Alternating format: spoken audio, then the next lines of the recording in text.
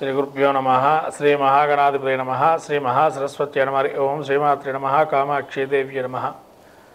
ప్రేక్షకులందరికీ కూడా శ్రీ విశ్వసునామ సంవత్సర ఉగాది శుభాకాంక్షలు తెలుపుతూ ఈ యొక్క విశ్వసునామ సంవత్సరంలో మనం అందరూ కూడా సుభిక్షంగా ఉండాలని, అలానే అందరూ కూడా సౌభాగ్యవంతులై సకలమైనటువంటి అష్టైశ్వర్యాలు కలగాలని శుభాశిస్సులతో ఆ యొక్క ఈశ్వరానుగ్రహం కలగాలందరికీ కూడా అని ముఖ్యంగా మనము ఈ యొక్క ఉగాది అనేదానికి వస్తే కనుక పూర్వం నుంచి మనకు బ్రహ్మగారు ఈ రోజున సృష్టిని మొదలుపెట్టారని చెప్పి ఈ ఉగాది పర్వాన్ని మనము ఓ పండగ వాతావరణం చేసుకొని కొంతమంది పుణ్యకుంభాన్ని పెట్టుకొని అలా ఇష్టదేవతారాధన చేసుకొని ఉగాది పచ్చడి ఏదైతే ఉందో నింబకుసుమ భక్షణం అంటారు.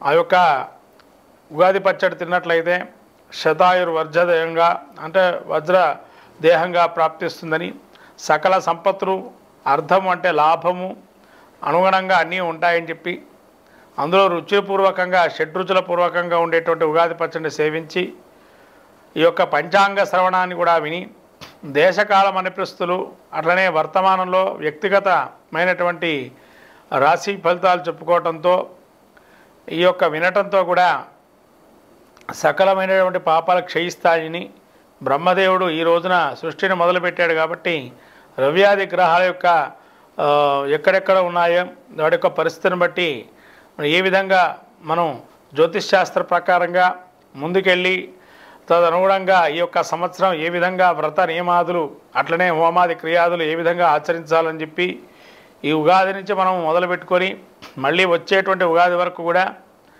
సకలమైన శుభాలు ఏ విధంగా పొందుతామని చెప్పి ఈ నవగ్రహాది రవ్యాది గ్రహాల యొక్క ప్రభావము మానవ జీవితం మీద అలానే లోకం మీద ఏ విధంగా ఉంటుందో చెప్పుకునేటువంటి ఆ యొక్క ఉగాది పురస్కరించి ద్వాదశ రాశులైనటువంటి ముఖ్యంగా మేషరాశి వారి యొక్క ఫలితాలు చెప్పుకుంది ఏ విధంగా ఉన్నాయని చెప్పి ఇది శ్రీ గురుభ్యో నమః. శ్రీ మహాగణాధిపతయే నమః. శ్రీ మహాసరస్వత్యై నమః. ఓం శ్రీమాత్రే నమః. శ్రీ విశ్వసునామ సంవత్సర ఉగాది శుభాకాంక్షలు తెలుపుతూ సింహరాశి యొక్క ఉగాది పురస్కరించి సింహరాశి యొక్క రాశి ఫలితాలు చూస్తే మఘాక్షత్ర 4 పాదాలు, పుబ్బాక్షత్ర 4 పాదాలు, ఉత్తరాక్షత్ర 1వ పాదము సింహరాశికి. ఈ సింహరాశి యొక్క ఆదాయ వ్యయాలు చూస్తే ఆదాయం 11, వ్యయం 11, రాజ్యపూజ్యం 3, అవమానం 6. అంటే ఇక్కడ అంతా సమాంతరంగా ఉంది. ఆదాయము వ్యయము సమాన భాగంలో ఉంది. కాబట్టి ఎంతదైతే తెచ్చుకుంటారో ఆదాయాన్ని అంతదా కట్ చేస్తారు. అలానే రాజ్యపూజ్యం 3, అవమానం 6. మీకు తెలియకుండా గౌరవించేటువంటి వారు ముగ్గురైతే వాళ్ళు వెనకాల నుంచి మీకు శత్రువృద్ధి కలుగుతుందని చెప్పి దీన్ని బట్టి అర్థమవుతుంది. అంటే మిమ్మల్ని అవమానించే వాళ్ళు వెనకాల నుంచి ముగ్గురు ఉంటారని చెప్పి మొత్తం మీద సింహరాశికి ఈ యొక్క గ్రహస్థితి చూస్తే సింహరాశికి ఏకాదశంలో గురు సంచారం చేస్తున్నాడు. ఏకాదశంలో గురు సంచారం వల్ల మే నుంచి వీరికి యశోవృద్ధిం బలం తేజ సర్వత్ర విజయసుఖం శత్రునాశో బద్ధసిద్ధిం ఏకాశయగతే గురు. ఎక్కడైతే ఏకాదశంలో గురువు ఉంటే గౌరవాభివృద్ధి కలుగుతుంది. యశస్సు తేజము అంటే మంచి తేజస్సుతో ఉంటారు. సర్వ కార్యములందు కూడా జయం కలుగుతుంది. సౌఖ్యమైన జీవితాన్ని గడుపుతారు. అంటే కంఫర్టబుల్గా ఎక్కడికి వెళ్ళినా కూడా మీ అనుకోకుండా మీకు అనుకూలంగా జరగటాలు, ఎక్కడికి వెళ్ళినా కూడా గౌరవించి మిమ్మల్ని కూర్చోబెట్టడం, వాళ్ళని మీకు వసతి సదుపాయాలు ఇవ్వటం, ఇలాంటివన్నీ జరగడం. అత్రే శత్రుక్షయము. ఇక్కడ ఎంత శత్రువులు వృద్ధి చెందినా ఆ శత్రువులకి మీరు కౌంటర్ అనేది రెడీగా పెట్టుకొని ఇచ్చే అవకాశాలు ఎక్కువగా ఉన్నాయని అర్థం. అంటే ఎంబటే శత్రు నాశనం కూడా చేస్తుంటారు ఎప్పటికప్పుడే. మంత్రసిద్ధి కూడా అంటే ఏదో ఒక మంత్రోపాసనగా మీరు చేసినట్లయితే ఆ మంత్రదీక్షంగా కఠోరంగా అది కూడా ఫలిస్తుంది అని చెప్పబడింది. ఖచ్చితంగా మంత్రోపాసన దీక్ష ఈ యొక్క ఉగాది నుంచి తీసుకున్నట్లయితే మంచి ఫలితాలు వస్తాయి. అట్లనే సింహరాశికి శని యొక్క పరిస్థితి చూస్తున్నట్లయితే వీరికి శని యొక్క పరిస్థితి అష్టమ స్థానంలో సంచారం చేస్తున్నాడు. ఈ అష్టమ స్థాన సంచారం వల్ల శని కొంతవరకు ఇబ్బంది, నానా కార్య విరోధశ్చ వ్యాధిపీడే ధనక్షయ అపమృత్యు భయప్రాప్తి అష్టమస్థానే శనవు అంటున్నారు. కాబట్టి అష్టమ స్థానంలో కనుక శని ఉన్నట్లయితే నానా కార్య విరోధంచ, అనేక కార్యాలు ఏవైతే తలపెడతారో అన్నీ ఎక్కడికక్కడ చెడిపోవటము, లేతే వాటిని అడ్డంకులు రావటము, అట్లే బంధుమిత్ర విరోధం అంటే మిమ్మల్ని సహకరించేవారు కావచ్చు, మీ కుటుంబంలో ఉండేవారు కావచ్చు, మీ బంధుగణం మీకు ఆదర ప్రమాణాలతో మీరంటే మీరు కష్టాలు పడుతున్నారంటే ముందుకొచ్చి రక్షించేవారు కూడా విరోధంగా కొంతవరకు దూరంగా ఉండే విధానంగా ఉంటారు. అట్లనే రోగము కూడా ప్రబలే, అంటే డిప్రెషన్కి లోనవుతారు. ఇలా జరుగుతున్నా ఏంటా అని చెప్పి అలా ధన నష్టం, ప్రాణభయం, ధన నష్టం కూడా జరుగుతుంది. అలానే ప్రాణభయం, ఆకస్మికమైనటువంటి అపాయాలు అన్నట్టు ఉండేటువంటి ప్రమాదాలు జరిగే అవకాశం ఉంటుంది. అంటే వాహన ప్రమాదాలు కూడా. ఇలా శని యోగప్రదంగా లేడు కాబట్టి సింహరాశి వారికి యోగంగా మారటానికి కానీ శనికి తైలాభిషేకం, శివుడికి ఆరాధన చేసుకోవడం మంచిది. ఈ విధంగా నానా కార్యాలు ఏవి మొదలుపెట్టినా అంటే ఈ యొక్క ఉగాది ఏ కార్యములు కూడా సిద్ధించే పరిస్థితిలో లేవు. కానీ మంత్రదీక్ష మాత్రం చేస్తే ఫలితాలుంటాయి. ఎందుకనగా మీకు రాహు కేతువులు జన్మస్థానంలో కేతువు ఉన్నాడు, అట్లనే సప్తమ స్థానంలో రాహు ఉన్నాడు. కొంత కేతువు ఈ యొక్క జన్మస్థానంలో సంచారం చేయటం వల్ల కొంత జ్ఞానం కలిగే ప్రవర్తిస్తూ ఉండే అవకాశం ఉంటుంది. కాబట్టి ధారాపుత్ర విరోధంచ, ప్రవాసం, రోగపీడనం, అర్ధహాని, మనఃకష్టం, జన్మస్థానగతో పని.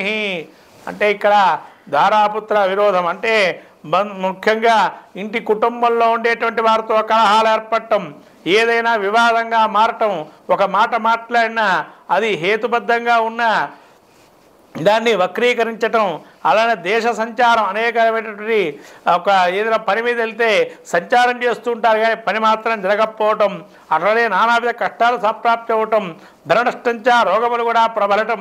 కొత్తదైన రోగం ఏంటయ్యా? మానసిక రోగము. ఆ రోగాన్ని ప్రబలే అవకాశం ఉంది. జన్మస్థానంలో కేతు ఉన్నాడు కాబట్టి ఏదైనా కానీ మనం ఏది చెప్పినా వక్రీకరిస్తున్నారే, ఏది చెప్పినా దాన్ని వక్రీకరించి ఇంకో విధానంగా తీసుకుంటున్నారే అనేటువంటి కొంత భయంగా ఉండడం. సప్తమ స్థానంలో ఈ యొక్క రాహు మిమ్మల్ని సంచారం చేస్తున్నారు కాబట్టి సర్వధాన్య ఫలం స్వల్పం, గమాగమన వృధం, కరపాదం కష్టేన జామిత్రం సంస్థితా. సప్తమ స్థానంలో రాహు సంచారం చేస్తూ చేసే కృషి మూలకంగా కొంత స్వార్థంగా, కొంత ఇండివిజువల్గా ధనలాభాలు వచ్చే అవకాశాలు ఉంటాయి. వృద్ధా త్రిప్పుట వెళ్ళటం రావటం తప్ప ఏమీ లేదు. కాళ్ళ నొప్పులు, ఏళ్ళ నొప్పులు తప్ప. అలానే చేతులకు కానీ కాళ్ళకు కానీ ఇబ్బందులు కలిగే అవకాశం ఉంటుంది. వేళ్లకు కూడా సంబంధించుకొని ఇబ్బందులు పడతారు. అలానే కొంత వెళ్ళటం రావటం వల్ల వేడి, అతి ఉష్ణం చెలరేగి విపరీతమైనటువంటి అనారోగ్యాలకి దారితీసే అవకాశం ఉంది.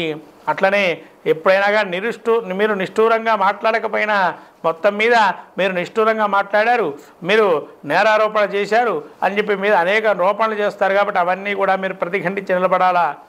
ఎలా అంటే ఏకాదశుల్లో గురువు ఉన్నాడు, ఇన్ని ఇబ్బందులు వచ్చినా శని అష్టమంలో ఉన్న రాహు కేతువులు సప్తమ జన్మస్థానాల్లో సంచరణ చేస్తున్నా కూడా ఏకాదశుల్లో గురువు ఉండటం వల్ల అన్నీ కూడా ఒక్కసారిగా పాడాపంచలవుతాయి.